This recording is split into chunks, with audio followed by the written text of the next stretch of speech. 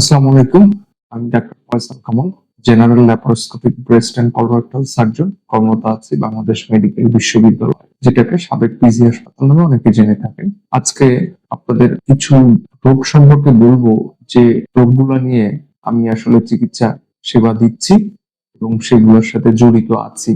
আমাদের এইমজেড হসপিটালে এগুলো নিয়মিত ভিত্তিতে আমি এই ধরনের সেবা দিয়ে যাচ্ছি। অ্যাকচুয়ালি আমি এজ এ সার্জন আসলে আমি রেগুলার অপারেশন এবং রোগী দেখার ভেতরেই ব্যস্ত থাকি বেসিক্যালি। তো আমরা প্রথমে বলে নেই আসলে কি কি ধরনের অপারেশন আমি হসপিটালে করে থাকি। কমনলি আমরা যেটা করি, ল্যাপারোস্কোপিক সার্জারিটি কমনলি সবচেয়ে বেশি করা হয় এবং সেটি অনেকগুলা ডিজিজের ক্ষেত্রে এগুলো আমরা করে থাকি, যেমন পিত্তথলির পাথর অপারেশন, যেটা আসলে ইনভেরিয়েবলি ল্যাপারোস্কোপি করি।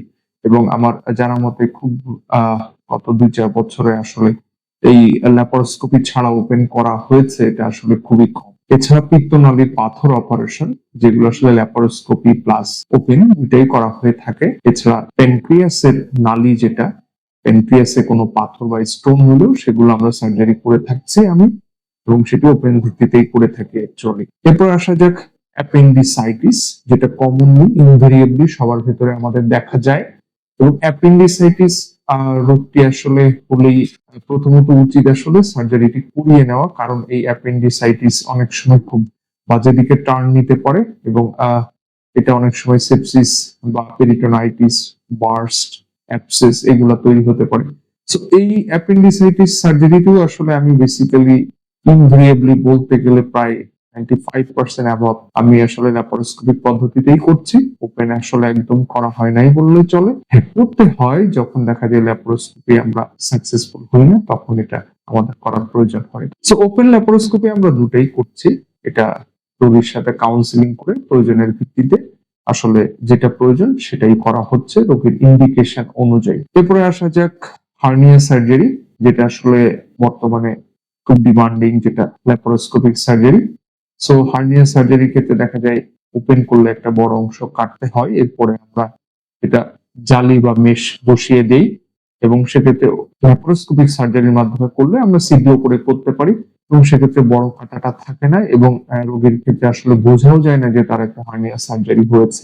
সো হার্নিয়া সার্জারির ক্ষেত্রে ওপেন সার্জারিও আসলে খুব গুরুত্বপূর্ণ, বিকজ সবসময় যে ল্যাপারোস্কোপিক সার্জারি সাকসেসফুল হয় ব্যাপারটা এরকম না। আমরা ওপেন সার্জারিও হার্নিয়ার ক্ষেত্রে রেগুলার বা নিয়মিত ভিত্তিতে করে থাকছি। এরপরে আসা যাক অন্য সার্জারি গুলার কথা ক্ষেত্রে আমরা কি কি করছি সেগুলা দেখা যায় যে আমরা আসলে পায়ুপথে কিছু কলোরেক্টাল সার্জারি করছি, সেগুলো কমনলি হেমোরয়েড সার্জারি, যেটাকে আপনারা পাইলস বলে থাকেন।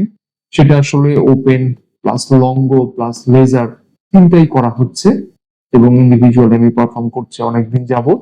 এবং এরপরে আসা যাক ফিস্টুলা বা ফিশার সার্জারি, যেটাও আসলে রেগুলার নিয়মিত ভিত্তিতে করা হচ্ছে। দেখা যায় আমাদের চেম্বারে বা আমার চেম্বারে এগুলো আসলে খুবই কমনলি এসে থাকে এবং এগুলা আমি নিয়মিত ভিত্তিতে সার্জারি করে থাকছি। এরপরে যেটা আসা যাক সেটা হচ্ছে যে অন্ডকোষ বা আমাদের টেস্টিস বা স্ক্রোটাম, যেটাই বলা হয়, এই রিলেটেড কিছু ডিজিজ বা অসুখ বা রোগ, সেটা যেমন হাইড্রোসিল অথবা টেস্টিকুলার কোনো টিউমার অথবা এপিডিডাইমাল সিস্ট, এগুলো আমরা দেখা যায় সার্জারির মাধ্যমে অপসারণ করা পরে এখানে অনেক পানি জমে থাকে বা টিউমার হয়ে থাকে। এই এপিডিডাইমাল সিস্ট বা হাইড্রোসিলও আসলে আমি নিয়মিত ভিত্তিতে সার্জারি করে থাকছি এমজে হসপিটালে এবং সফলতার সাথেই বলতে গেলে। আহ কোনো এখনো পর্যন্ত কমপ্লিকেশন খুব একটা হয় নাই বা আসেও নাই এবং প্রত্যেক patient actually satisfied more than.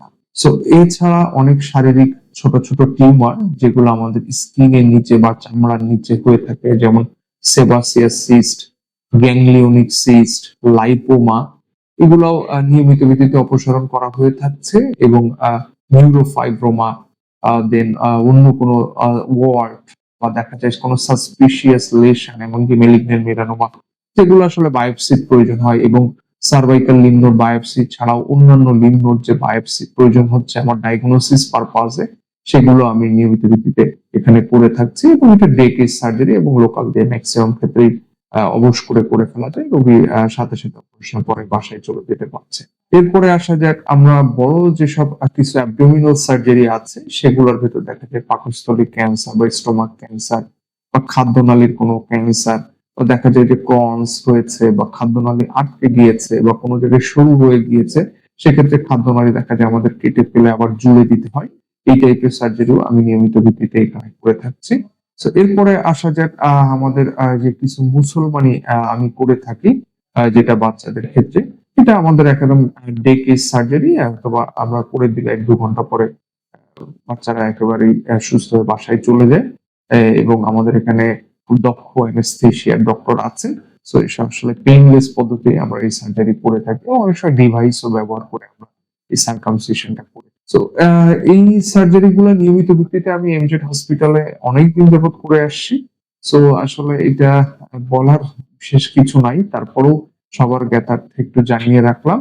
So এই ধরনের কোনো সমস্যায় পড়লে অবশ্যই এমজেড হসপিটালে যোগাযোগ করবেন, বা পার্সোনালি আমার নাম্বার নিচে দেওয়া আছে, সেটার সাথে যোগাযোগ করবেন। এবং এনি টাইম 24 আওয়ার্স।